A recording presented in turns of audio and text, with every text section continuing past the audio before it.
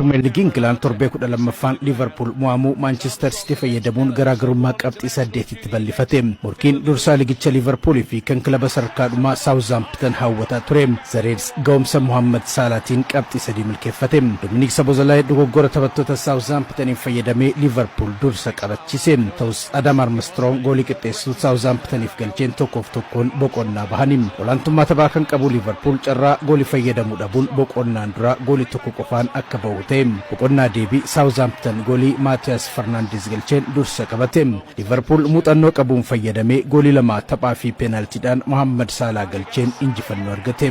Mohamed Salah goolii 10ffaa galchuu bara kana hiriyoof mijeessee kennuunis gargaarsa guddaa Liverpooliif gochaa jira. Liverpool kilaba sarkaadhumaa Southampton qabxii 4 qaburraa qabxii 27 caalee tokkoffaarra ta'a. Taphicha salphaatti ni mo'ataan yaadamus qoramee injifate. Southampton ga'umsa abdii kennu mul'isuun injifatame.